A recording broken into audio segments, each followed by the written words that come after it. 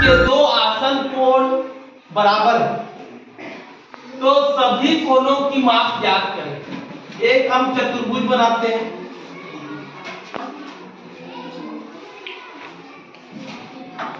इसका नाम ए, इसका नाम बी, इसका नाम सी और इसका नाम डी। ठीक है, बोल रहा है, मान लो यहां पर लिखते हैं चतुर्भुज A B C D A B C D एक समांतर चतुर्भुज है। ABCD एक समांतर चतुर्भुज है। इसको हमने मान लिया x, इसको भी मान लिए x। क्या बोला? दो आसन कोण एक समान, ठीक है, बराबर, उसको मान लिया तो मानते हैं, माना पहला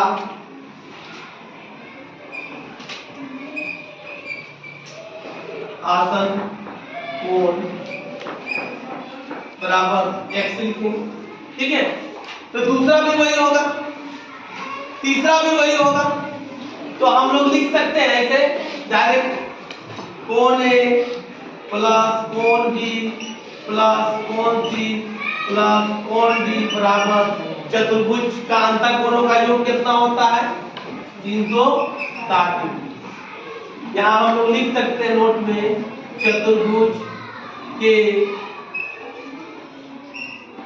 अंतर कोणों का,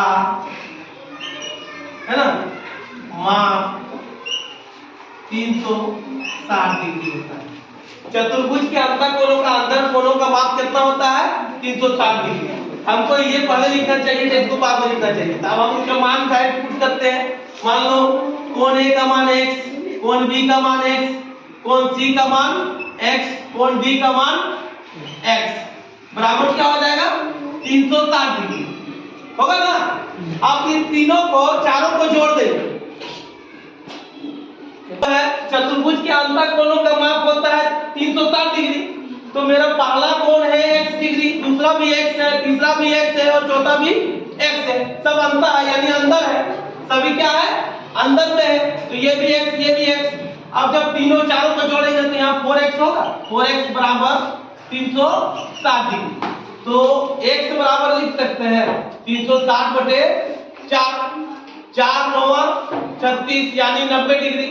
x बराबर कितना होगा? 90 डिग्री।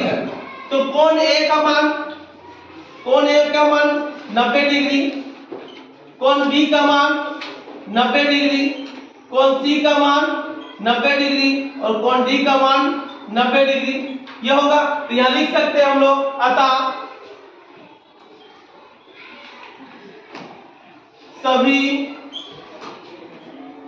कोणों का,